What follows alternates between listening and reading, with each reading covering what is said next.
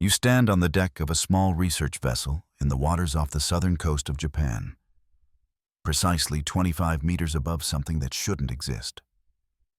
The year is 1986. And beneath your feet lies a formation so geometrically precise that it challenges everything you thought you knew about human history.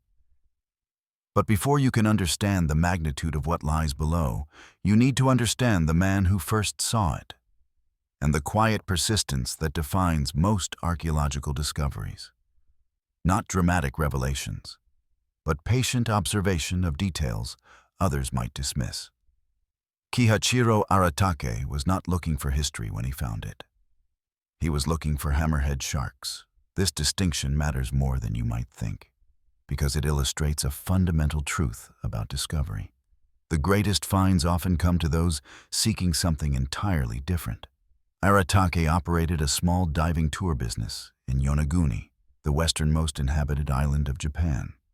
A place so remote that on clear days you could see Taiwan 111 kilometers across the East China Sea. The waters around Yonaguni were known for their hammerhead aggregations, and Aratake had spent years mapping the underwater terrain to find the best spots to take tourists. He knew these waters the way you might know the rooms of your childhood home. Intimately, automatically, with the kind of knowledge that makes anomalies immediately visible. On a spring morning in 1986, Aratake descended to survey a site he'd passed dozens of times before. The visibility that day was exceptional, perhaps 30 meters, which is unusual for these waters where currents from the Kuroshio and the East China Sea collide, stirring sediment and reducing clarity. What he saw in that unusual clarity stopped him mid-kick. Rising from the seafloor was a series of massive stone terraces, each one stepping down toward the depths with almost mechanical precision. The edges were too straight. The angles were too consistent. The terraces formed what appeared to be a stepped pyramid, approximately 75 meters wide and 25 meters tall, with flat platforms separated by vertical walls, some nearly 10 meters high. You need to understand what it's like to see something like this underwater. On land, when you encounter architecture, you have context. Roads leading to it, surrounding structures, signs of human habitation. Underwater, especially at 25 meters depth, where nitrogen begins to affect your thinking, and every breath depletes your finite air supply, there is only the structure and your own racing thoughts. Aratake later described the experience as disorienting, as though he had swum through an invisible barrier into a different world. The surfaces were covered in marine growth, of course, millennia of algae, coral, sponges, and barnacles. But the underlying geometry was undeniable. There were what appeared to be roads, channels, and even markings that resembled carved symbols. He surfaced and said nothing to his tour group. This is another detail worth noting. In the immediate aftermath of potentially world-changing discoveries, most people don't shout from the rooftops. They question their own perceptions. They return to verify. They tell themselves they must be wrong, because the implications of being right are too vast. Aratake spent the next several days diving the site alone, measuring, photographing, mapping. He brought a friend, then another. Only when he was certain, or as certain as one can be about something that defies certainty, did he contact local authorities and, eventually, Professor Masaki Kimura of the University of the Ryukyus. Professor Kimura was a marine geologist, not an archaeologist, and this distinction would color everything that followed. His expertise was in reading stone, understanding how geological processes shape underwater terrain.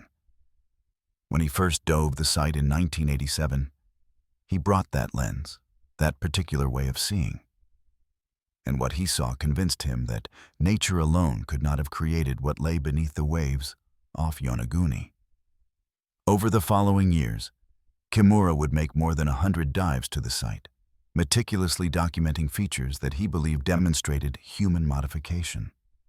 Twin pillars rising vertically from the seafloor, a formation resembling a turtle, a triangular pool, what appeared to be a road circumnavigating the structure, and most intriguingly, tool marks. Parallel grooves in the stone that suggested wedging techniques used in quarrying. The structure came to be known as the Yonaguni Monument, though that term itself begs the question it seeks to answer. To call it a monument is to presuppose human construction. To call it a formation is to presuppose natural origin. The linguistic problem mirrors the archaeological one. How do you discuss something you don't yet understand? The debate that erupted in the academic community was fierce. But before you can understand that debate, you need to understand what else was happening in the waters of the world's oceans in the 1980s. Because Yonaguni was not discovered in isolation. Underwater archaeology was experiencing a revolution driven by technology. The development of reliable scuba equipment in the 1960s had opened the oceans to exploration. But it was the advancement of sonar mapping and remotely operated vehicles in the 1980s that allowed systematic survey of the seafloor. Suddenly, researchers were finding shipwrecks, submerged cities, and evidence of human habitation in places the sea had claimed. Off the coast of Alexandria, they were mapping Cleopatra's palace. In the Mediterranean, Bronze Age settlements were emerging from the depths. The realization was setting in that sea levels had been dramatically different during the last ice age, and that entire landscapes of human history lay beneath the waves. This context matters because it made Kimura's claims simultaneously more plausible and more controversial. More plausible because if humans had built cities on what were once coastlines, why couldn't they have built on what was now the seafloor off Yonaguni? More controversial because the implications of the Yonaguni monument's age were staggering. If it was built by humans, it had to have been constructed when the area was above water. Sea level data indicated that Yonaguni had last been connected to the Asian mainland during the late Pleistocene, more than 10,000 years ago. This would make it older than the pyramids of Egypt, older than Stonehenge, older than the earliest known civilizations in Mesopotamia. The standard narrative of human civilization places its origins around 5,000 to 6,000 years ago, with the rise of Sumerian city-states and Egyptian dynasties. Yes, there were human settlements before this.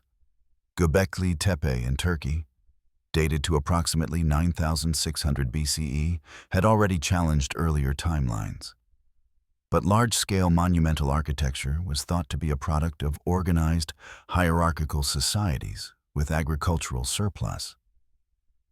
Hunter-gatherer societies, the thinking went, didn't build pyramids. They didn't have the time, the organization, or the motivation. But what if they did? Kimura documented features that he argued showed clear signs of human modification. There were what appeared to be post holes, circular depressions in the rock that could have held wooden pillars. There were channels that seemed too straight and too uniformly wide to be natural erosion patterns. There were right angles, which do occur in nature, but are statistically rare in sandstone formations, like those at Yonaguni. Most compellingly, there was a stone that appeared to have been cut and moved. A massive block, estimated at several tons, that sat on one of the terraces in a way that suggested quarrying and transportation. But skeptics had counter-arguments for every point. Robert Schoch, a geologist from Boston University who visited the site in 1997, argued that the features could be entirely explained by natural geological processes. The sandstone at Yonaguni, he noted, tends to break along natural planes of weakness, creating linear features and right angles without human intervention. The terraces could be the result of wave action and tectonic activity. The region is seismically active, sitting on the boundary between the Philippine Sea Plate and the Eurasian Plate. Earthquakes occur regularly, and each one shifts and cracks the underlying rock. Over thousands of years, these processes could create formations that mimic human architecture. The tool marks that Kimura identified could be natural striations, Schoch argued. The roads could be joints in the bedrock, widened by erosion. Even the post holes could be natural solution cavities, formed when slightly acidic water dissolves limestone or sandstone. Schoch didn't deny that the formation was interesting. Indeed, he called it one of the most unusual natural formations he had studied. But he saw no definitive proof of human modification, and in archaeology, as in criminal law, proof matters.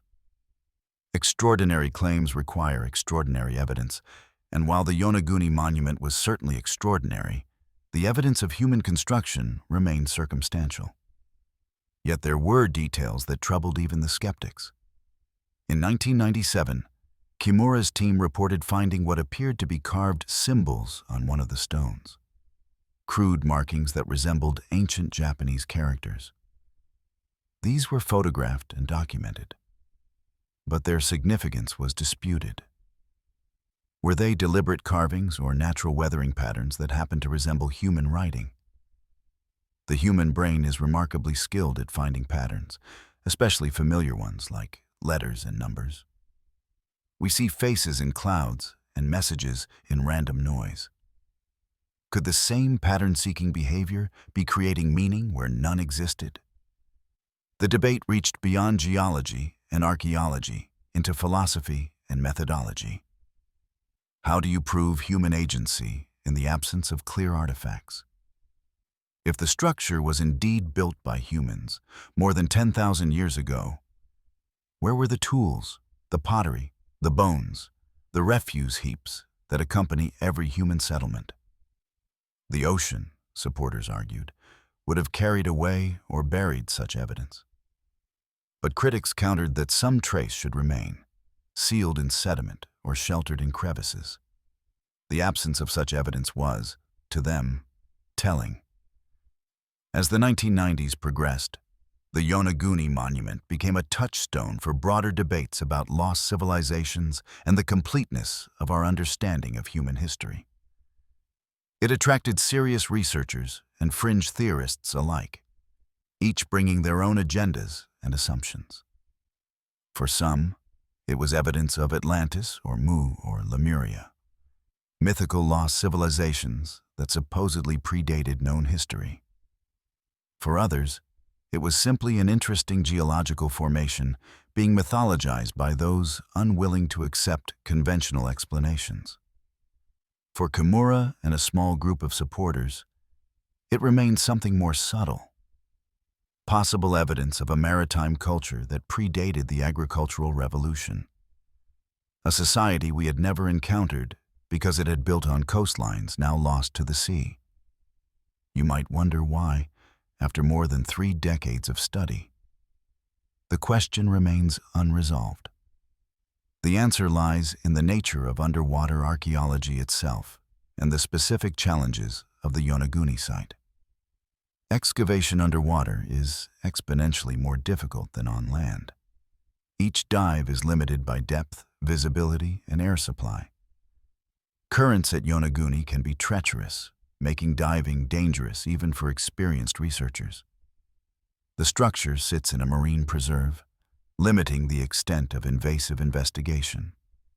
And perhaps most fundamentally, proving human construction of a stone formation without clear artifacts or inscriptions is almost impossible when natural processes can create seemingly impossible geometries. But there's another pyramid beneath the ocean that complicates the Yonaguni debate. One that nobody disputes was built by human hands, one that offers a different window into what the sea might be hiding. To understand the full scope of what we're discussing when we talk about pyramids beneath the waves, you need to know about the discovery made thousands of kilometers away. In waters that hide not a controversial formation, but an undeniable monument to human ambition and the ocean's patient reclamation of all we build. What was found there changes the conversation entirely, because it proves that massive structures can indeed survive for millennia underwater, and that our ancestors built in places the sea has long since claimed.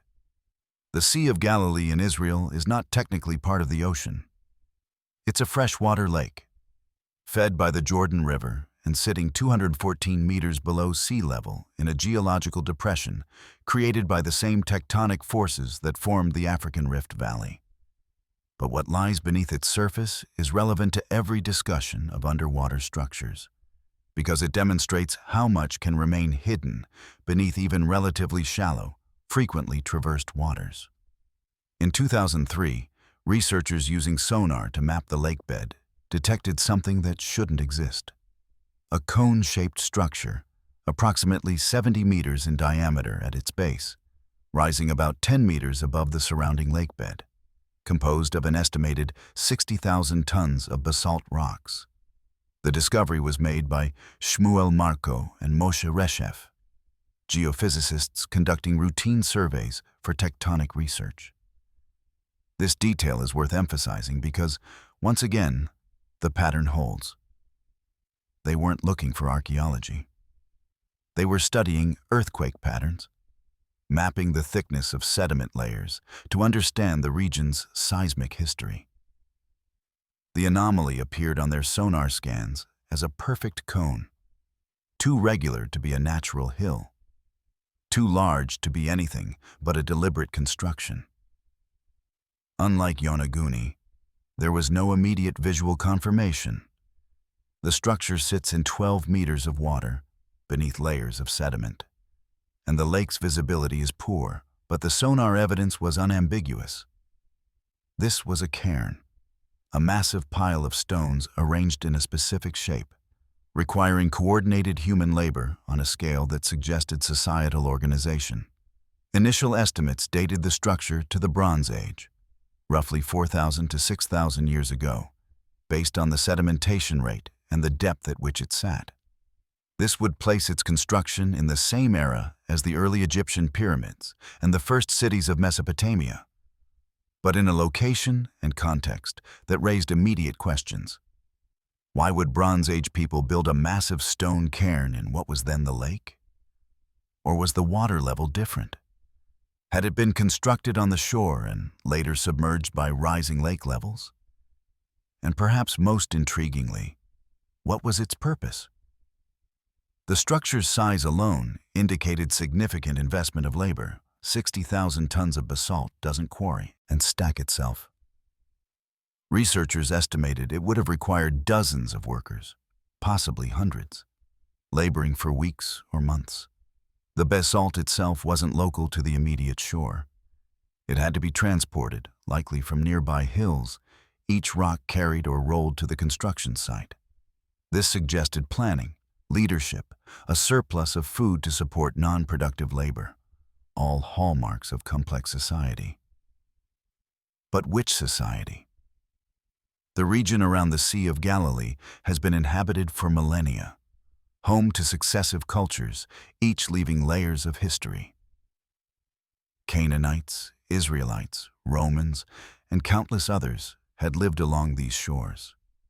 But the structure predated written records from the area. Yitzhak Paz, an archaeologist with the Israel Antiquities Authority, proposed that the cairn might be associated with Bet Yera, an ancient city whose ruins sit on the southwestern shore of the lake. Bet Yera was a major settlement during the early Bronze Age, boasting massive fortifications and evidence of trade networks extending to Egypt and Mesopotamia. The city's walls, some of the largest of their period, demonstrated sophisticated engineering and societal organization. If Bet Yera's inhabitants had built the cairn, it might have served as a burial monument, similar to the tumuli found throughout Europe and Asia, or as a territorial marker, defining the city's sphere of influence. But here's what makes the Sea of Galilee structure different from Yonaguni. Nobody seriously disputes that it's human-made. The sonar images are too clear, the geometry too precise, the context too appropriate. It sits in water that was certainly accessible to ancient peoples. in a region with documented Bronze Age settlements capable of such construction. Yet even with this certainty, fundamental questions remain unanswered. No excavation has been conducted. The interior of the cairn is unknown. It could be solid stone, or it could contain chambers, artifacts, burials, clues to its purpose and builders. But excavating underwater, even in a relatively accessible lake, is expensive and logistically complex. It requires specialized equipment, trained personnel, permits, and funding. So the structure sits, documented but unexcavated, a known unknown beneath the water. This brings us to a crucial question about pyramids and monuments beneath the ocean. How many are there? The honest answer is that we don't know, and we can't know without systematic survey of the world's seafloors and lakebeds.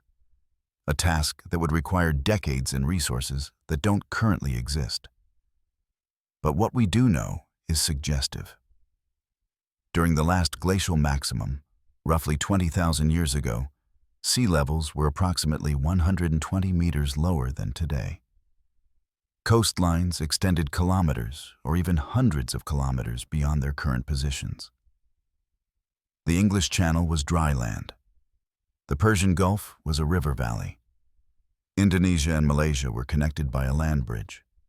Vast territories where humans could have lived and built are now underwater. As ice sheets retreated and melted between 20,000 and 7,000 years ago, sea levels rose, in some periods dramatically. There's evidence of rapid rise events, moments when ice dams failed and massive glacial lakes drained into the ocean, raising sea levels by meters in decades or even years. Any coastal settlements in the path of this rising water would have been gradually abandoned, then submerged, then buried beneath sediment. The archaeological record of maritime and coastal peoples from this period would be, quite literally, underwater. This realization has driven a growing field of underwater archaeology focused on paleo shorelines, ancient coastlines now submerged.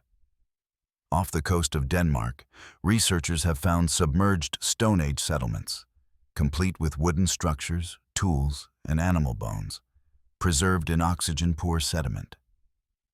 In the Black Sea, Robert Ballard, the same oceanographer who found the Titanic, has located evidence of human habitation from before the sea was a sea, when it was a freshwater lake before Mediterranean waters broke through the Bosporus in what some speculate might be the historical basis for flood myths. In the Gulf of Khambhat, off the coast of India, side-scan sonar has revealed formations that some researchers argue are the remains of ancient cities, though this claim remains controversial. Each discovery adds data to a growing understanding. The ocean hides history. But it also raises the methodological question that dogs Yonaguni and similar sites. How do you distinguish between natural formations and human structures when dealing with stone? The same material nature uses to build its own geology. At Yonaguni, the formation is sandstone, created by geological processes and then potentially modified by humans. At the Sea of Galilee, the cairn is basalt, definitely transported and stacked by humans, but for purposes we can only guess. The distinction between these two cases comes down to context, scale, and the specific geometries involved. What would it take to prove definitively that Yonaguni was human-made? Kimura and his supporters argue that proof already exists in the totality of the evidence. The right angles, the terraces, the apparent tool marks, the carved symbols. Critics argue that none of these individually or collectively rule out natural formation. What would change minds would be unambiguous artifacts, pottery, tools, bones, or clear inscriptions. The challenge is finding them. Kimura has reported finding what he believes are stone tools and carved animals. But these claims remain disputed, with critics arguing the objects could be naturally shaped stones or recent intrusions. The impasse reflects a deeper challenge in archaeology. We are pattern-seeking creatures, studying the products of both pattern-seeking humans and pattern-creating nature. Both humans and geology create straight lines. Both create right angles. Both move massive stones. The difference lies in context and probability. A single straight line could be natural. 100 straight lines forming an interlocking pattern is unlikely to be natural. But where's the threshold? At what point does accumulated geometric regularity become proof of human agency?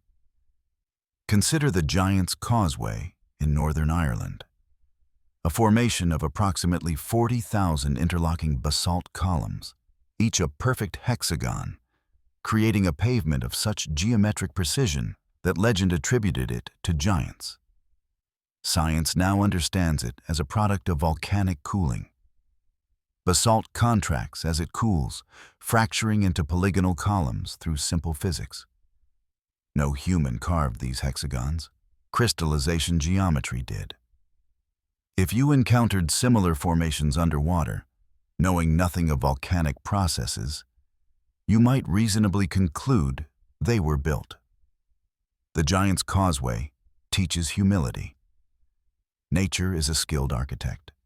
Yet nature doesn't typically create stepped pyramids with platforms and roads. The specific geometry of Yonaguni is unusual enough that even skeptical geologists like Schoch acknowledge its oddity. He compared it to a natural amphitheater, remarkable, visually striking, but ultimately a product of erosion and tectonics rather than human hands. But amphitheaters, natural or built, served human purposes. Could a natural formation have been modified, enhanced, or used by ancient peoples even if they didn't create it from scratch? This intermediate possibility, a formation that is both natural and human modified, is rarely discussed, but perhaps more likely than either extreme. This question of use versus creation matters because it changes the historical implications. If Yonaguni is entirely natural, it's a geological curiosity. If it was built from scratch by humans 10,000 years ago, it revolutionizes our understanding of prehistoric societies. But if it was a natural formation that ancient peoples recognized, modified, and used, it's evidence of human ingenuity and adaptation without requiring a lost civilization. Maritime peoples could have seen the terraces, understood their utility as foundations or gathering spaces, and enhanced them through selective quarrying and arrangement of stones. Such modification would leave subtle traces, much harder to definitively identify than wholesale construction, but perhaps more consistent with the ambiguous evidence at Yonaguni. The archaeological parallel is Göbekli Tepe, the megalithic site in Turkey that predates agriculture and has forced revision of theories about the relationship between settled life and monumental architecture. Göbekli Tepe proved that hunter-gatherer societies could organize labor for symbolic or religious purposes, creating structures that required planning, coordination, and sustained effort. If such societies existed in Anatolia 11,000 years ago, why not in maritime East Asia? The question isn't whether prehistoric peoples could have built something like Yonaguni. Clearly, in terms of capability, they could. But whether they did, and whether any evidence they left behind, can be distinguished from natural processes after millennia underwater. What remains undisputed is this. Beneath the waves off Yonaguni lies a formation unlike any other in the region, with features that have convinced at least some serious researchers of human involvement. Whether it's the largest pyramid ever built or the most pyramid-like natural formation ever found, it raises questions about what else might lie beneath the ocean, waiting to be discovered, or more challengingly, waiting to be proven. But the story of underwater monuments doesn't end with stone structures in the Pacific and freshwater lakes. To understand the full scope of what the ocean might hide, you need to look to the Mediterranean, to a civilization we thought we knew completely, and to a discovery that proved even the most studied ancient cultures can still surprise us with what they built and what the sea took back. You are standing in Alexandria in 280 BCE, and before you rises one of the most ambitious engineering projects the ancient world will ever attempt. The Pharos, the great lighthouse that will give its name to the very concept of a lighthouse in dozens of languages, is taking shape on a small island at the entrance to the harbor. But to understand why this structure matters to our exploration of underwater monuments, you need to understand not just what it was, but what happened to it, and what that tells us about the ocean's appetite for human ambition. The lighthouse was commissioned by Ptolemy the Soter, one of Alexander the Great's generals who claimed Egypt after Alexander's death in 323 BCE. Ptolemy founded a dynasty that would last 3 centuries, culminating in the famous Cleopatra VII. And he understood that power in the Mediterranean world derived from trade. Alexandria, the city Alexander had founded but never lived to see completed, was positioned perfectly to become a hub connecting Africa, Asia, and Europe. Ships bearing grain from Egypt's fertile Nile Delta, papyrus, glass, and manufactured goods would sail to ports throughout the Mediterranean. But Alexandria had a problem. Its approaches were treacherous. The coastline of northern Egypt is notoriously flat and featureless, making navigation difficult in an era before magnetic compasses. Shallow reefs and shifting sandbars extended far from shore, invisible beneath the waves, ready to rip open the hulls of unwary vessels. Ships approaching at night or in fog could run aground before realizing they were near land. What Alexandria needed, Ptolemy recognized, was not just a harbor, but a beacon, a structure tall enough and bright enough to be seen from dozens of kilometers at sea, guiding ships safely to port. The man chosen to design and oversee construction was Sostratus of Cnidus, an engineer whose earlier works had impressed the Ptolemaic court. The location was the island of Pharos, connected to the mainland by a causeway called the Heptastadion, 7 stades long, roughly 100 meters, which itself was an engineering marvel. The causeway divided the harbor into 2 basins and created a protected anchorage. On the eastern tip of Pharos, Sostratus began work on a tower that would exceed anything previously attempted. Ancient sources, particularly the geographers Strabo and the historians Pliny the Elder and Josephus, provide descriptions of the lighthouse, though written generations after its construction. These accounts, supplemented by archaeological evidence and representations on coins and mosaics, allow reconstruction of its general form. The lighthouse rose in 3 distinct stages, each with different geometry. The base was a massive square platform, estimated at 30 meters on each side, built from large limestone blocks.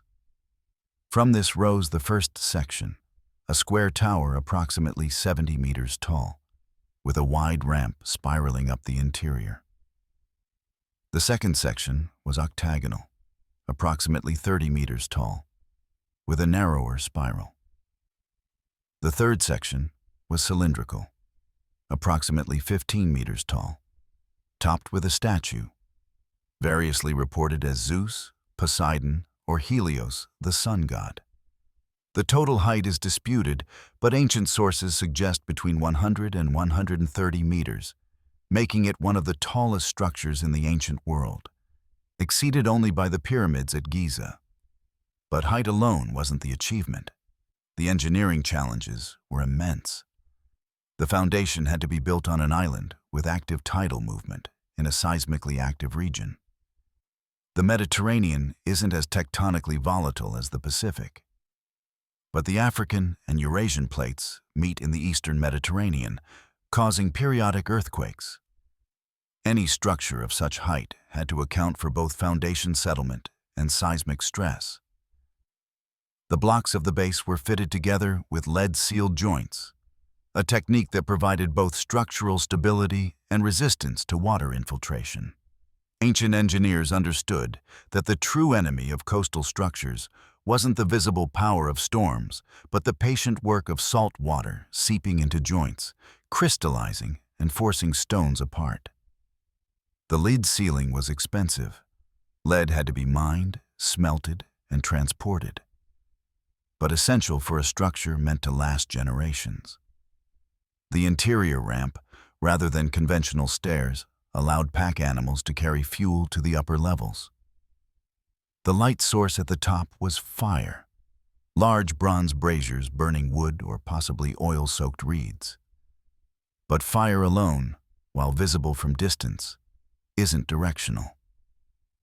The innovation was the placement of mirrors, polished bronze or possibly early silver-backed glass, arranged to reflect and focus the firelight into a beam that could be seen, according to Josephus, from 300 stades away, roughly 50 kilometers.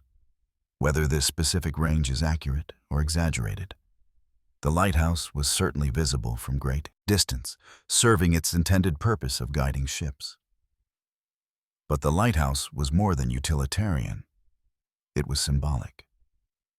Ptolemy and his son Ptolemy II Philadelphus, who completed the structure after his father's death, understood propaganda. The pharaohs announced Alexandria's sophistication, wealth, and engineering prowess to every arriving merchant, diplomat, and traveler.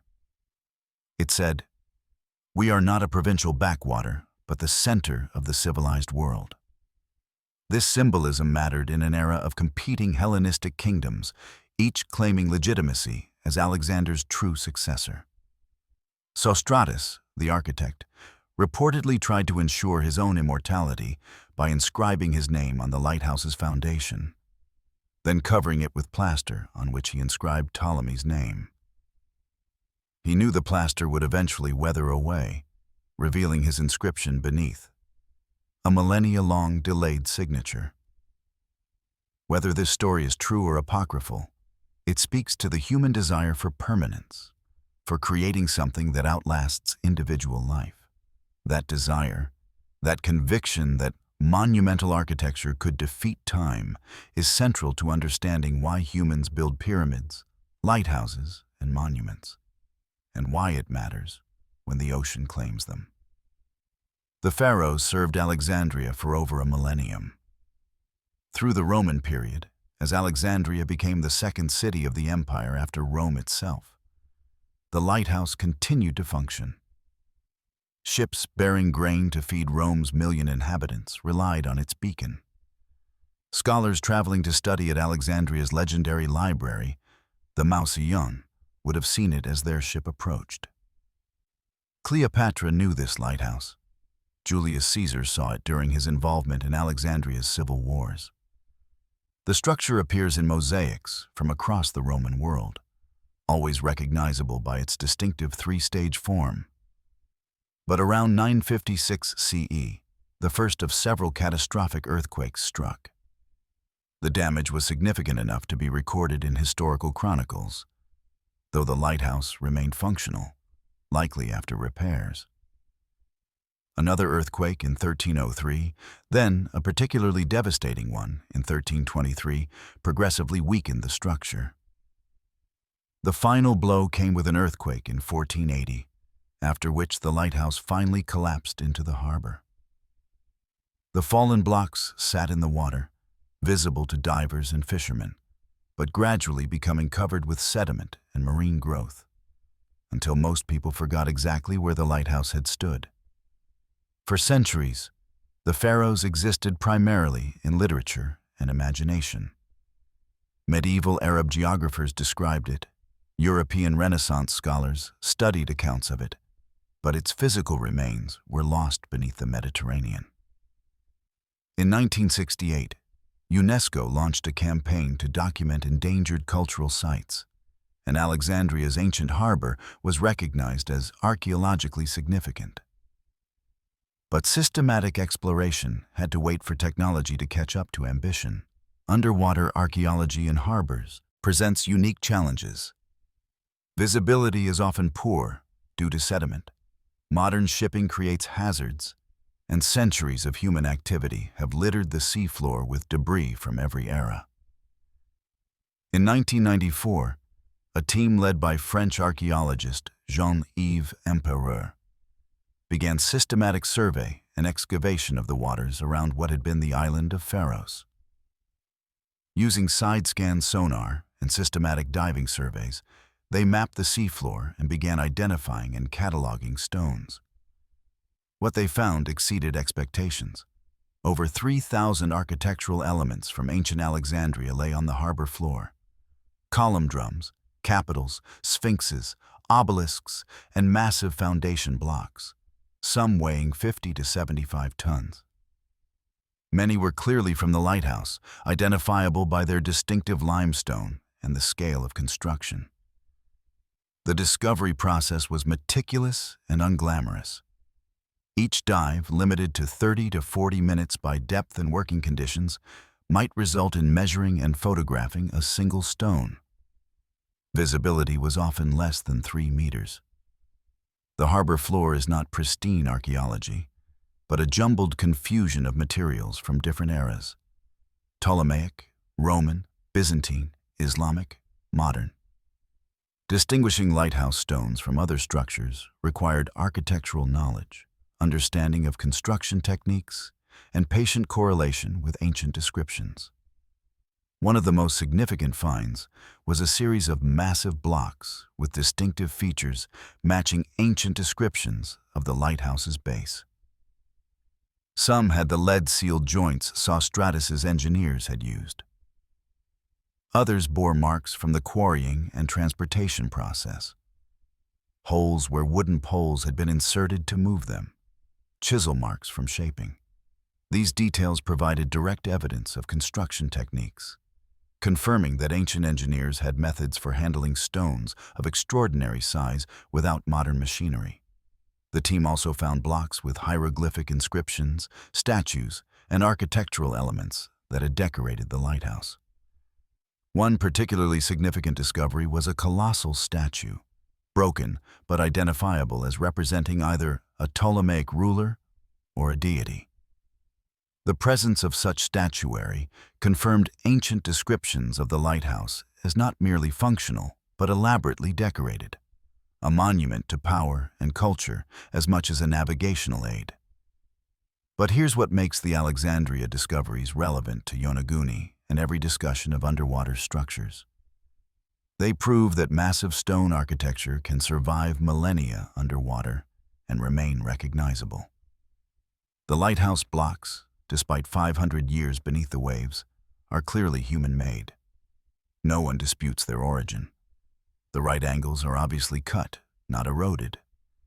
The decorative elements are unmistakable. The hieroglyphics are legible. This demonstrates that when humans work stone with intention, evidence remains, even after centuries of marine submersion. Yet even at Alexandria, with written records describing the structure, with depictions on coins and mosaics, with a clear historical context, archaeologists face challenges in interpretation. How exactly did the upper sections look? Ancient descriptions vary. How was the mirror system arranged? No physical evidence of it has survived. Bronze would have been salvaged or corroded. How many renovation and repair phases altered the original design? Earthquakes damaged the lighthouse multiple times before the final collapse, and historical sources mention repairs. But details are scarce. These uncertainties at a well-documented site illuminate the challenges at places like Yonaguni. If we struggle to fully reconstruct a structure we know existed, described by multiple ancient authors, depicted in contemporary art, how much harder to interpret a structure with no historical record, in a location where written history from the relevant period doesn't exist? The comparison isn't entirely fair. Alexandria's lighthouse was certainly built, while Yonaguni's human construction remains unproven. But it highlights a methodological reality. Even certain knowledge has gaps, and those gaps widen dramatically when we lose the context of written records and clear cultural attribution.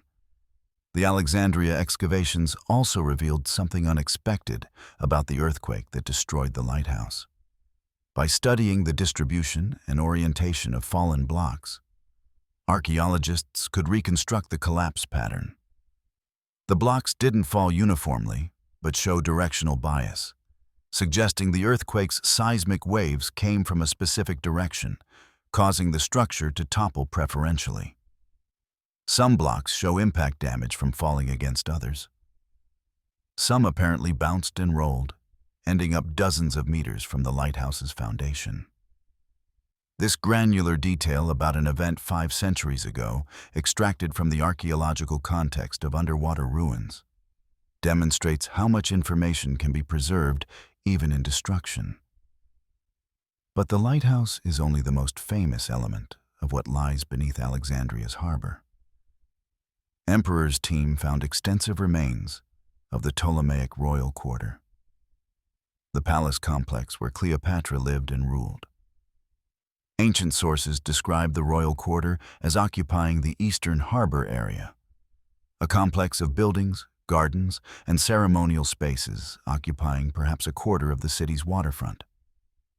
These structures, too, succumbed to earthquakes and sea level rise, and now lie beneath several meters of water and sediment.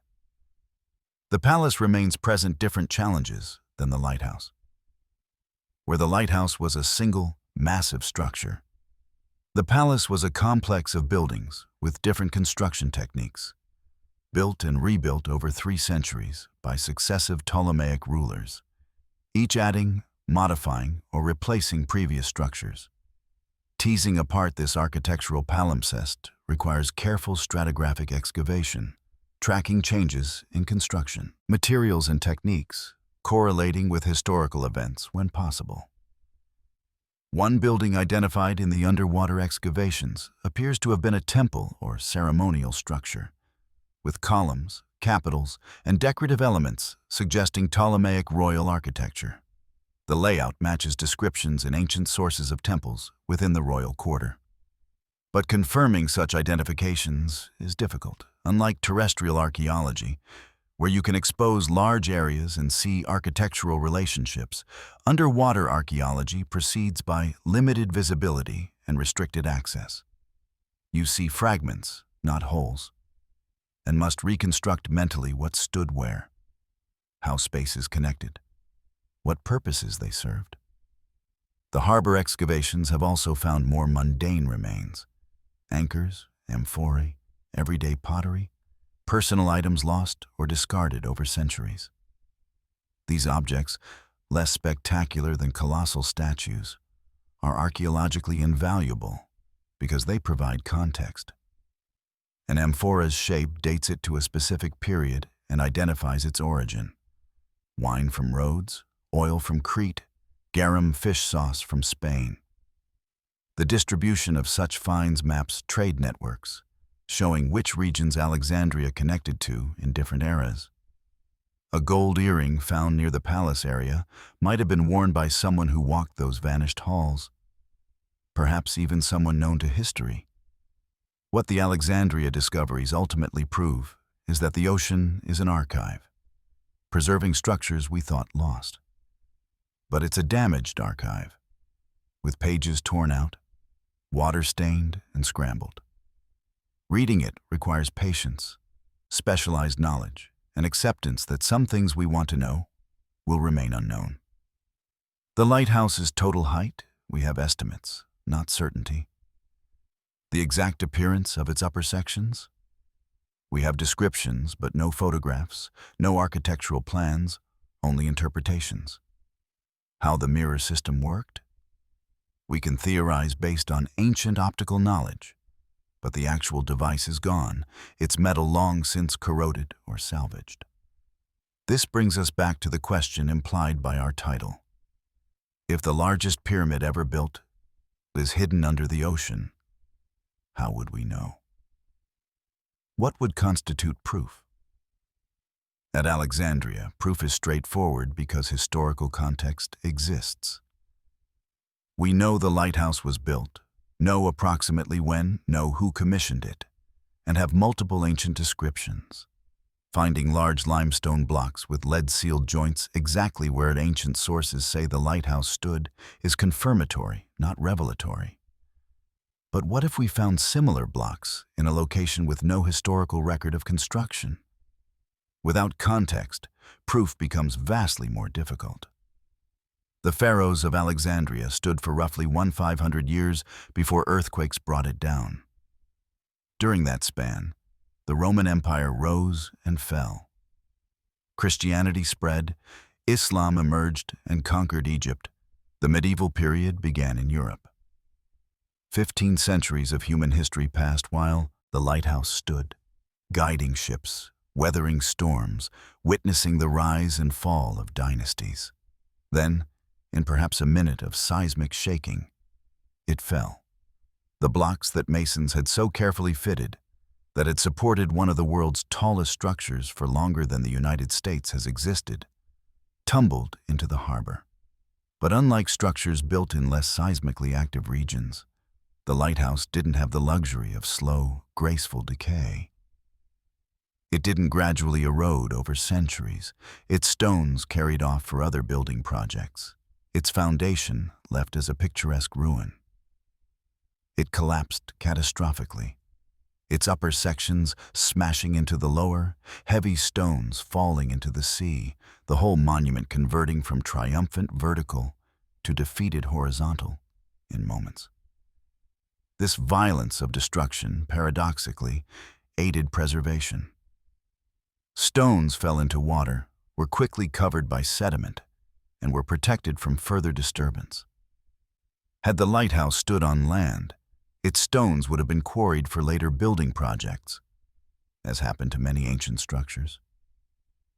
The ocean, having destroyed it, also preserved it. And this raises perhaps the most intriguing question about underwater monuments. How many exist that we simply haven't found? The Alexandria Lighthouse was rediscovered because we knew where to look. Ancient sources told us. Yonaguni was found by accident, by a tour operator looking for sharks. The Sea of Galilee cairn was found by geophysicists studying earthquakes. These discoveries were serendipitous, not the result of systematic search. How many similar structures lie beneath the waves in locations we have no reason to search, mentioned in no ancient texts because they predate writing, built by cultures that left no lasting records beyond the monuments themselves? But before we can answer that question, we need to understand the third class of underwater structures. Not those claimed by gradual sea level rise like Yonaguni, not those toppled by earthquakes like the pharaohs, but those deliberately submerged, built to function underwater, challenging our assumptions about where and why ancient peoples constructed monumental architecture. To find these, we need to look not to the Mediterranean or the Pacific, but to the freshwater lakes of North America, to structures built by cultures that sophisticated archaeology is only beginning to understand, and to discoveries so recent that their implications are still being debated. The underwater structures archaeologists found in Lake Huron in 2007 and 2009 had been there for approximately 9,000 years, hidden beneath 40 meters of water, untouched and unknown. They weren't pyramids. Their form was different. Their purpose utilitarian rather than symbolic. But their discovery fundamentally changed understanding of how Paleo-Indian peoples used the landscape during the early Holocene. And they raise questions directly relevant to our inquiry. What monumental structures might exist beneath the world's waters, built when seas and lakes were different, waiting to be found? The discovery was made by John O'Shea, an archaeologist from the University of Michigan, and his colleague Guy Meadows, an engineer specializing in underwater robotics. They were searching for evidence of Paleo-Indian activity on the Alpena-Amberley Ridge, a land bridge that connected present-day Michigan to Ontario during the early Holocene, when Lake Huron's water levels were much lower. The ridge, now 40 meters underwater, would have been a dry corridor through the landscape, a natural route for migrating animals, particularly caribou. O'Shea's hypothesis, based on ethnographic studies of caribou hunting cultures in the Arctic and archaeological evidence of Paleo-Indian hunting practices, was that ancient peoples would have constructed drive lanes on the ridge. Lines of stone cairns and barriers designed to funnel migrating caribou toward kill sites where hunters waited. Such structures are well documented in terrestrial contexts across the Arctic and subarctic, used by indigenous peoples for thousands of years. But no one had looked for them underwater, in the submerged landscapes created by changing water levels in the Great Lakes. Using a remotely operated vehicle equipped with cameras and sonar, the team surveyed the ridge. What they found exceeded their expectations. Lines of stones arranged in clear patterns, forming V-shaped structures that pointed toward natural bottlenecks in the terrain. Near these structures, they found what appeared to be hunting blinds. Circular stone arrangements where hunters could have concealed themselves while waiting for caribou to be driven past. The structures showed clear signs of human construction. Stones stacked deliberately, lines too straight and too regular to be natural accumulations. Arrangements that made no sense, except as functional architecture designed to exploit animal behavior. Radiocarbon dating of organic material recovered from the site confirmed its age. Approximately 9,000 years old, dating to a period when the ridge was above water, when Lake Huron was smaller, and when Paleo-Indian peoples were transitioning from Ice Age megafauna hunting to specialized pursuit of caribou and other post-glacial species. The dating was crucial because it established context. These structures weren't anomalies, but fit precisely into known patterns of human adaptation to changing environments at the end of the Pleistocene. The Lake Huron discovery is significant for our larger inquiry for several reasons. First, it demonstrates that substantial human-made structures exist beneath bodies of water, unrecorded in history, detectable only through systematic search informed by archaeological theory. Second, it shows that such structures can survive for millennia underwater while retaining enough integrity to be recognizable as human construction. Third, it proves that we're still finding significant archaeological sites in locations that seem thoroughly explored. The Great Lakes have been intensively fished, surveyed, and mapped for over a century.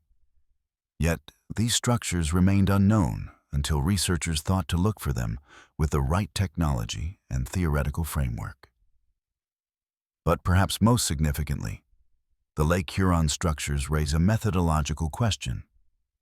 How do we identify underwater archaeological sites when they consist of stone arrangements that nature might also create?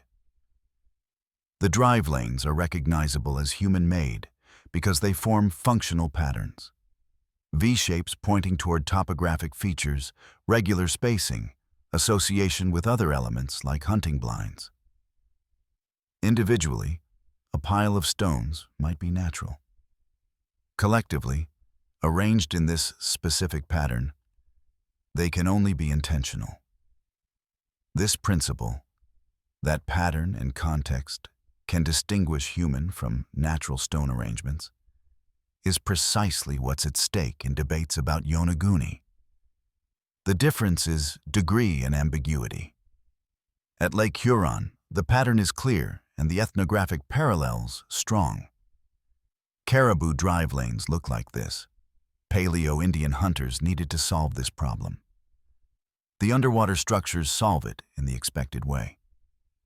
At Yonaguni, the patterns are more ambiguous. The ethnographic parallels weaker.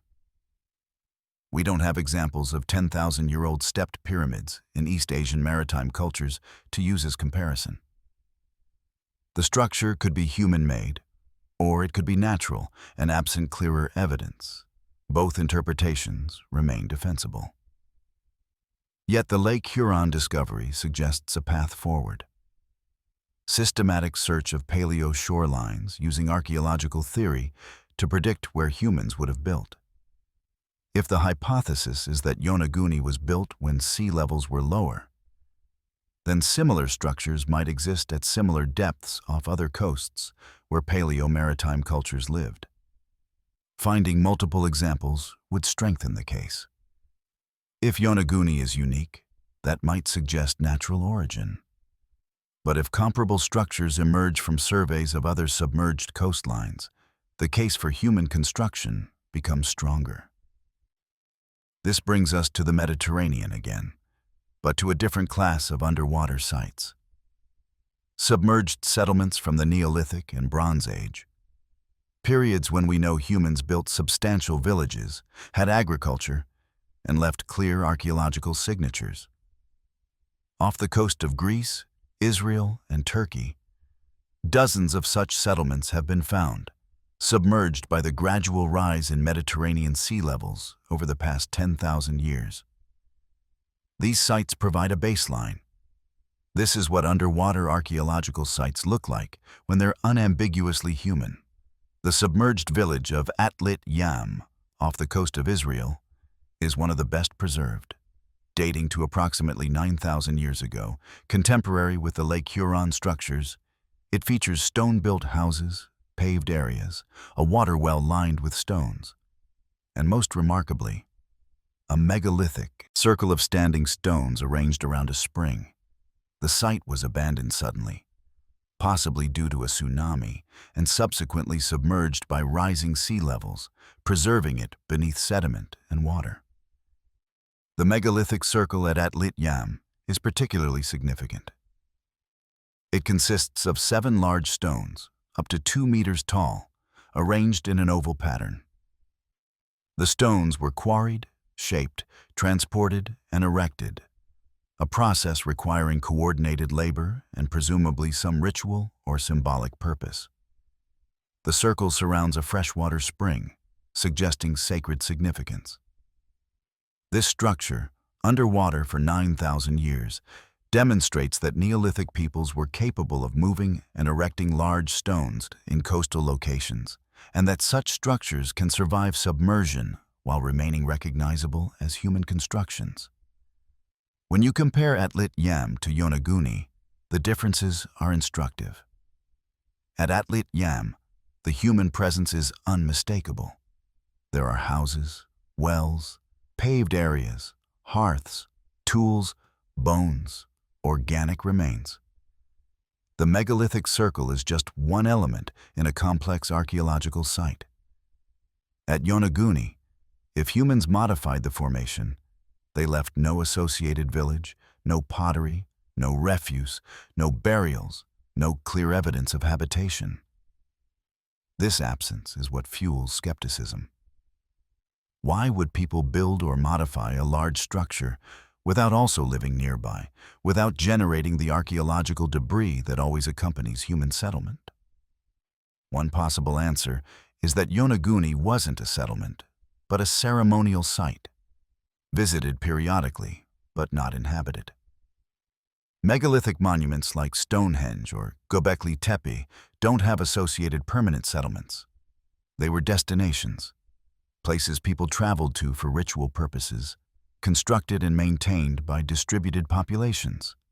If Yonaguni had a similar function, habitation sites would be elsewhere, potentially now underwater in different locations, or inland in areas altered by subsequent geological processes and millennia of later human activity. But this explanation requires stacking hypothesis upon hypothesis. Maybe it was ceremonial. Maybe the settlements are elsewhere.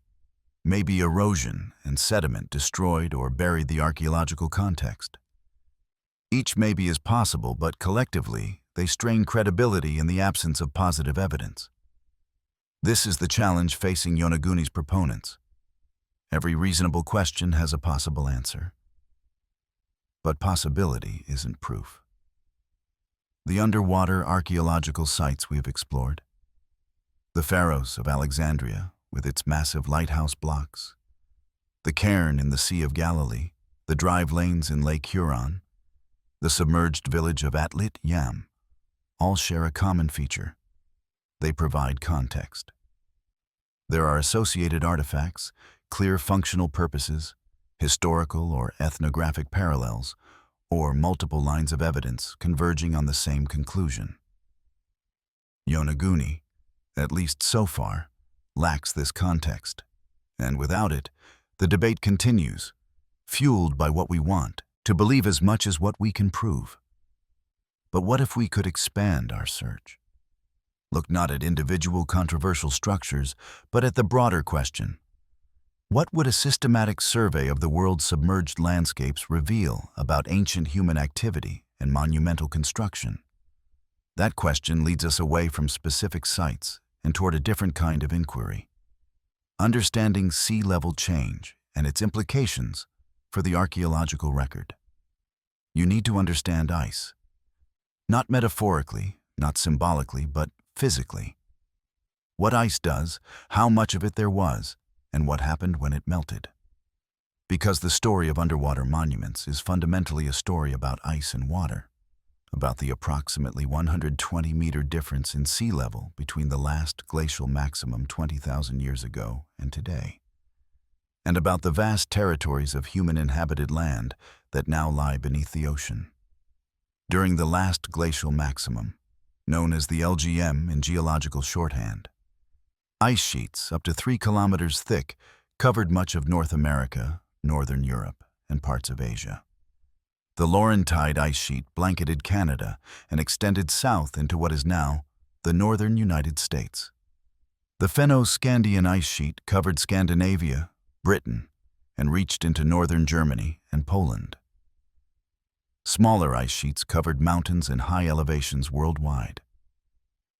The total volume of ice locked in these sheets and glaciers was approximately 52 million cubic kilometers, roughly 3 times the volume of ice in Antarctica today. This ice had to come from somewhere, and that somewhere was the ocean. Water evaporated from the seas, fell as snow, accumulated year after year in regions cold enough that summer melting didn't exceed winter accumulation and compacted into ice under its own weight. Over millennia, this process transferred enormous volumes of water from the ocean basins to the continents, lowering sea level. At the LGM, global sea level was approximately 120 meters lower than present. Though regional variations existed due to glacial isostatic adjustment, the depression of continental crust under the weight of ice sheets and the corresponding bulging of crust in non-glaciated areas. A 120-meter sea level drop is difficult to visualize, so consider specific locations.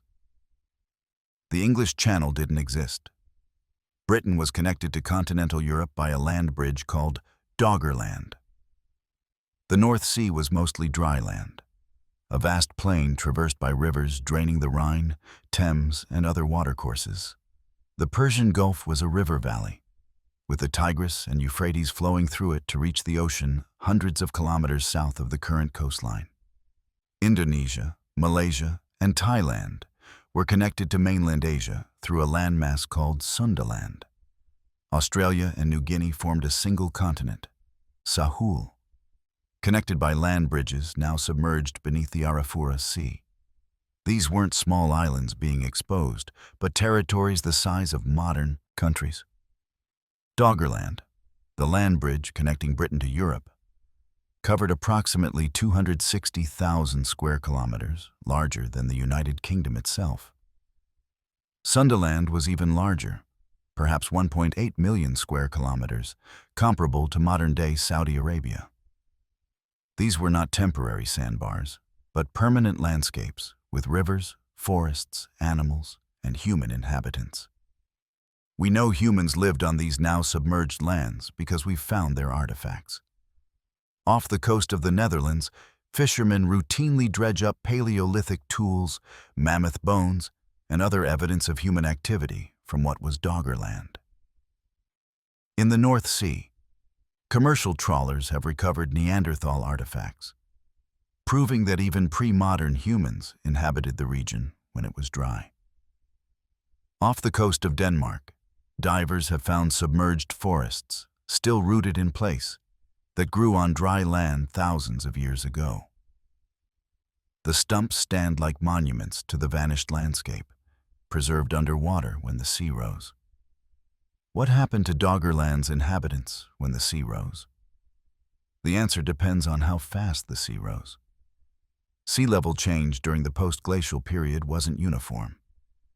For most of the period from 20,000 to 7,000 years ago, rise was gradual, averaging perhaps 1 meter per century. That sounds dramatic.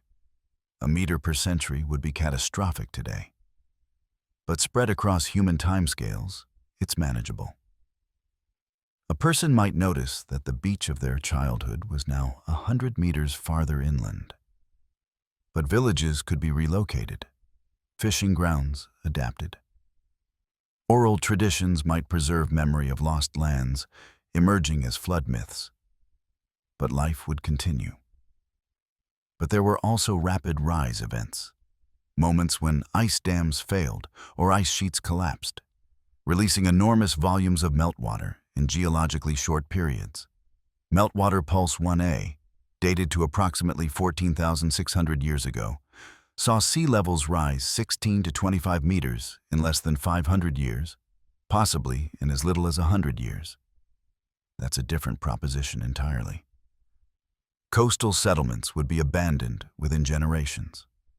Entire landscapes would be inundated. Any structures built on those landscapes would be submerged, buried beneath sediment, and lost to history. This is the context for understanding underwater archaeological sites. They're not anomalies, but expected consequences of sea level history. Humans have been behaviorally modern for at least 50,000 years, with symbolic thinking, language, art, and tool-making capabilities. For most of that time, sea levels were lower than today, and the most attractive habitation sites were coastal.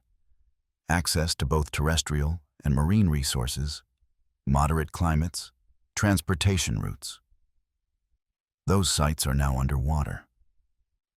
The archaeological implications are profound. Consider that modern hunter-gatherer populations, when studied ethnographically, show strong preferences for coastal settlement.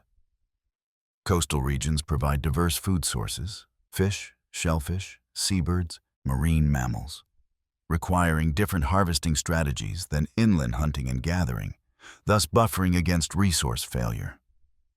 If one resource becomes scarce, others remain available. Coastal populations also show higher population densities than inland populations in similar latitudes, because marine productivity can support more people per square kilometer than terrestrial ecosystems. If prehistoric humans behaved similarly, and there's no reason to think they didn't, then coastal regions during the LGM would have been among the most densely populated parts of the world. Those populations would have developed specialized maritime adaptations, boats, fishing technology, knowledge of tides and currents, and possibly permanent or semi-permanent settlements in locations with particularly rich resources. Any monumental architecture such populations built would likely be coastal, serving as territorial markers, ceremonial centers, or navigational aids, similar to how later civilizations used landmarks and monuments. But here's the challenge. How do you find such sites when they're underwater, potentially buried beneath meters of sediment, spread across vast areas of continental shelf? Traditional terrestrial archaeology proceeds by survey. Researchers walk transects across landscape, noting artifacts and features on the surface, then excavate promising locations. Underwater archaeology can't work this way. You can't walk the seafloor at 100 meters depth. Visibility is zero in most sediment-covered areas, even if you could dive there. The area to be searched is orders of magnitude larger than any terrestrial archaeological survey. The solution lies in predictive modeling combined with targeted survey using remote sensing technology. Researchers use geological data about past coastlines, environmental reconstructions showing where resources would have been concentrated, and ethnographic models of human behavior to predict where people would have lived and built. Then they survey those specific areas using sonar magnetometry, and other remote sensing tools that can detect anomalies beneath sediment. When anomalies are found, remotely operated vehicles or human divers investigate. This approach has been successful in several locations. In the Black Sea, Robert Ballard's team used predictive modeling to locate ancient shorelines submerged when the sea level rose, then surveyed those shorelines to find evidence of human habitation. They found structures, hearths, and artifacts from settlements that existed when the Black Sea was a freshwater lake. Before the Mediterranean breached the Bosporus, in an event some speculate might be the historical basis for flood myths, including Noah's Ark. The flood hypothesis, proposed by marine geologists William Ryan and Walter Pittman, suggests that around 5,600 BCE, the Mediterranean broke through the land barrier of the Bosporus, causing the Black Sea to rise rapidly, perhaps as much as 15 centimeters per day, flooding vast areas of coastal settlement. The hypothesis remains controversial, with some evidence supporting it and other data suggesting a more gradual transition. But it illustrates how sea level changes can create archaeological sites that preserve moments of dramatic environmental change.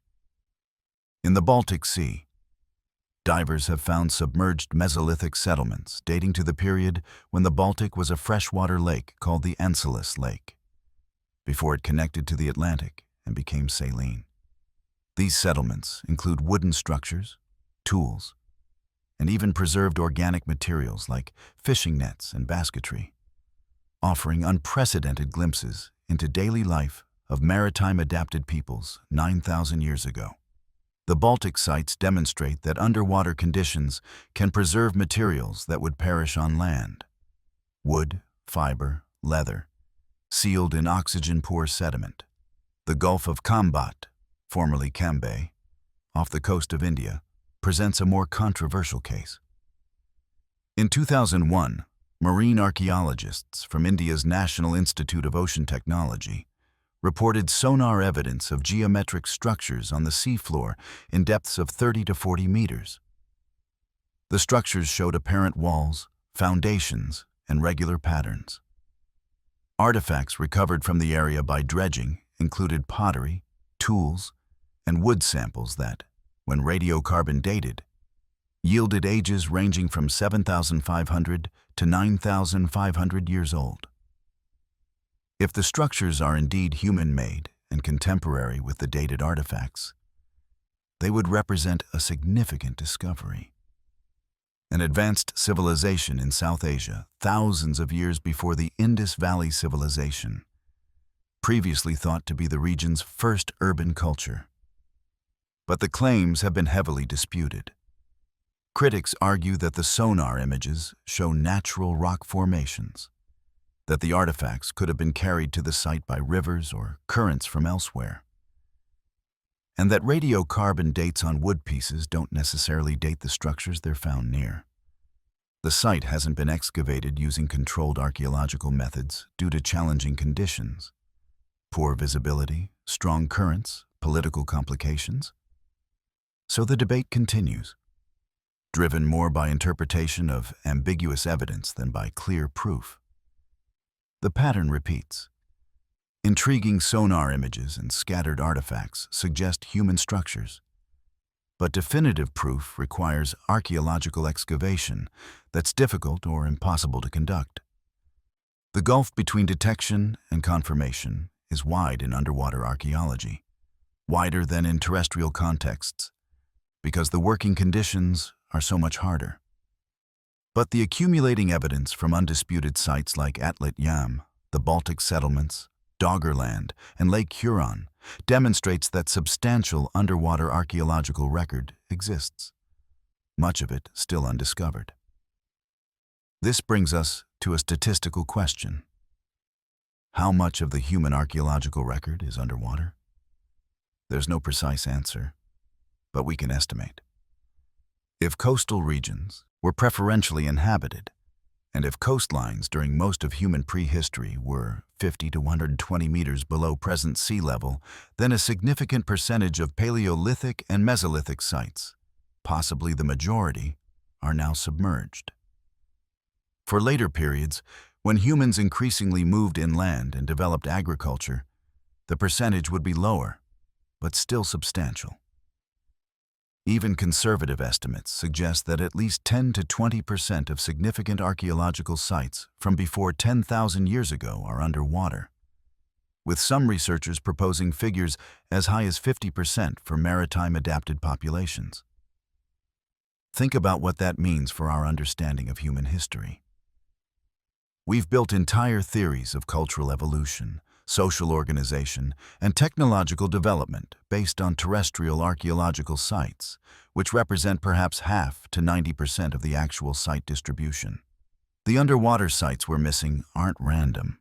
They're systematically biased toward coastal, maritime-adapted populations, the very groups most likely to develop seafaring technology, long-distance trade networks, and the population densities that sometimes correlate with social complexity and monumental architecture. This bias affects specific questions about human origins and dispersal. The migration of humans out of Africa into Asia, Australia, and eventually the Americas required coastal routes and presumably watercraft for at least some segments. Yet, we have almost no archaeological evidence of these migrations because the routes they followed are now underwater. The earliest evidence of humans in Australia dates to roughly 65,000 years ago, requiring sea crossings even during low sea levels. But we have no archaeological sites preserving the boats, landing sites, or coastal camps these migrants used. That evidence is beneath the Arafura and Timor Seas, buried under sediment, awaiting discovery.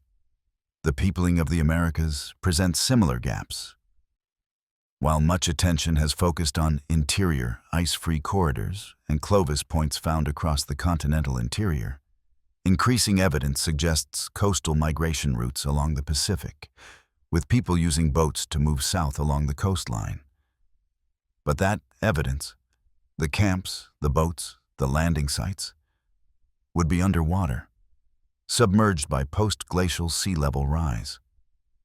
A few sites have been found where coastal terraces are now above water due to tectonic uplift, but most of the route is inaccessible to conventional archaeology. These gaps matter for understanding questions like the one implied by our exploration. Could prehistoric maritime peoples have built monumental architecture? The terrestrial record says no. Paleolithic and Mesolithic sites typically show mobile hunter-gatherer adaptations, seasonal camps, tool scatters, but not permanent architecture, and certainly not monuments. But the underwater record, the portion we haven't systematically investigated, might tell a different story. Maritime peoples with watercraft, sedentary or semi-sedentary populations supported by rich coastal resources, and the social organization needed for coordinated sea voyages might well have built structures we haven't found because we haven't looked in the right places. Göbekli Tepe in Turkey already disrupted the narrative that monumental architecture requires agriculture. Built by hunter-gatherers around 9600 BCE, its massive stone pillars, carved with elaborate reliefs, demonstrate that pre-agricultural societies could organize labor for symbolic purposes. If inland hunter-gatherers could do this, why not coastal ones? The objection that we have no evidence of coastal Paleolithic monuments proves nothing if that evidence is 50 meters underwater, buried under sediment off coastlines we haven't surveyed. This is not to argue that Yonaguni is therefore human-made, or that vast underwater cities await discovery. The point is more subtle. Our ignorance is systematic and substantial. We don't know what we don't know, and the structure of that ignorance is shaped by where we've looked and what we can access. The accessible archaeological record is biased toward inland, elevated post-agricultural sites. The inaccessible record is biased toward coastal, lowland, pre-agricultural sites. Drawing conclusions about human capabilities and cultural development from a data set with such systematic bias is methodologically problematic. So how do we address this bias? The ideal answer is systematic survey of paleo shorelines using remote sensing, followed by targeted excavation of promising anomalies. Several such projects are underway. The Splash CoS project, submerged prehistoric archaeology and landscapes of the continental shelf, coordinates European research on submerged landscapes, compiling databases of known sites and predicted high-probability zones. In North America, the Bureau of Ocean Energy Management funds surveys of the continental shelf, partly to identify archaeological sites before permitting offshore development. In Australia, researchers are surveying the submerged Sahul Shelf, looking for evidence of the continent's earliest inhabitants. These projects face common challenges. Funding is limited because underwater archaeology is expensive, requiring specialized vessels, equipment, and personnel. Survey coverage is sparse. Even well-studied regions like the North Sea have had only small percentages of their seafloor systematically surveyed for archaeological sites. Excavation is even more limited, restricted to sites with clear potential and favorable conditions. The result is that our knowledge of underwater archaeology advances slowly, through accumulation of point data rather than comprehensive regional studies. But the data accumulating suggests patterns. Submerged sites are typically found in depths less than 50 meters, where diving is feasible and where the seafloor has been surveyed for other purposes, like oil exploration or cable laying. Deeper sites exist but are much harder to find and investigate. Sites in areas with high sedimentation rates are better preserved but also buried deeper and harder to detect. Sites in areas with strong currents or exposed bedrock are more degraded but easier to detect when they exist. Rocky coastlines preserve less evidence than areas with sandy or muddy substrates that can seal and protect archaeological materials. These patterns help predict where undiscovered sites are likely to exist. The continental shelves of Southeast Asia, with their complex paleotopography and rich marine resources, are high-probability zones. The Persian Gulf, dry land for most of the period when agriculture was developing in the Fertile Crescent, likely contains settlements from populations exploiting both terrestrial and marine resources. The Caribbean and Gulf of Mexico, with extensive shallow continental shelves and tropical marine productivity, probably harbor numerous Paleolithic and Archaic period sites. The Mediterranean, already rich in underwater archaeological sites, undoubtedly contains many more from earlier periods, buried deeper or farther offshore than current discoveries. The question of whether any of these sites contain monumental architecture, pyramids, temples, megalithic structures, remains open. The logic suggesting they might is straightforward. If maritime populations achieved the social complexity and organizational capacity to coordinate sea voyages, develop specialized watercraft, and establish trade networks, they might also have built monuments serving territorial, ceremonial, or symbolic functions. The logic suggesting they didn't is equally straightforward. Monuments require investment of labor that mobile populations rarely make. And the terrestrial record shows that monumentality generally correlates with sedentism, population density, and social hierarchy, which in turn correlate with agriculture. But this correlation isn't absolute. Göbekli Tepe proves it. The massive stone circles of Nabta Playa in Egypt, built by mobile pastoralists before dynastic Egypt, prove it. Even if rare, pre-agricultural monumentality exists. The question is whether maritime pre-agricultural societies developed similar practices, and whether any evidence survives underwater. Until systematic survey of paleo shorelines is conducted, we can't answer definitively.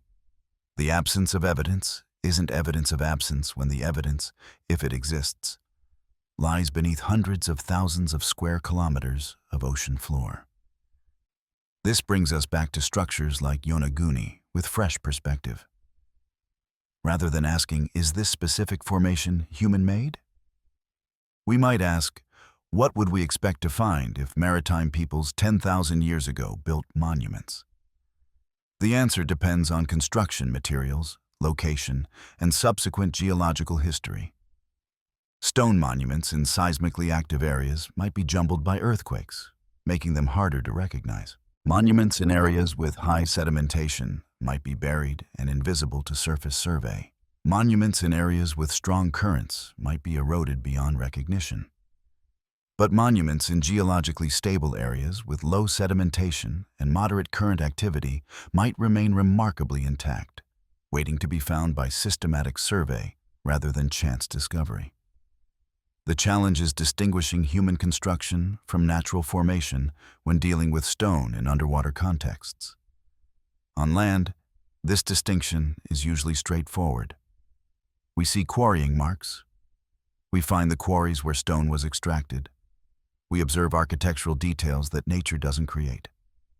Underwater, especially after millennia of submersion, these signs can be obscured. Marine growth covers surfaces, sediment fills joints, erosion softens edges. What was obviously artificial when built can become ambiguous when viewed through decades of marine degradation and observer bias.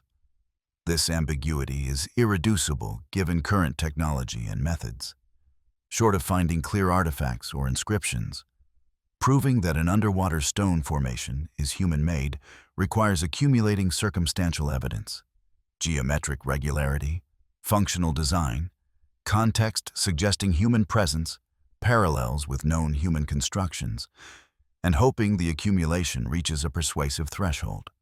But thresholds vary by observer, and what convinces one researcher leaves another skeptical.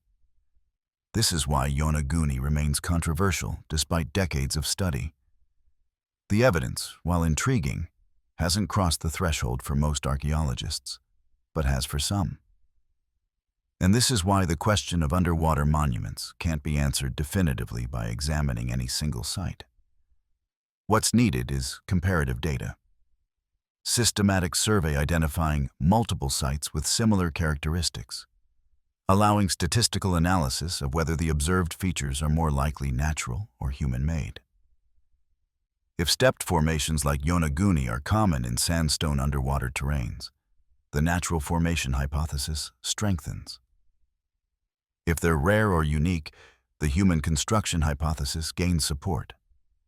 Though uniqueness alone doesn't prove human origin, nature creates unique formations too. The larger point stands.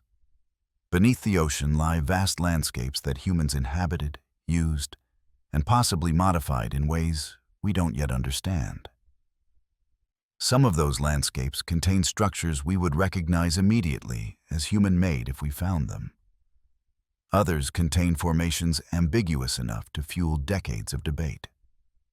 And still others contain evidence we haven't imagined because we haven't conceived of the cultural practices that might have created them. The ocean doesn't just hide monuments. It hides possibilities, alternative histories, paths human development might have taken in places we can't easily access. To understand what might be hidden beneath the waves, we need to look at one more class of underwater structure, not monuments or settlements, but something more utilitarian and yet, in its own way, more revealing about human ingenuity and adaptation to changing environments. We need to look at fish traps, structures built underwater, designed to function in the intertidal zone, and capable of lasting thousands of years while telling us about the people who built them and the knowledge systems they embodied.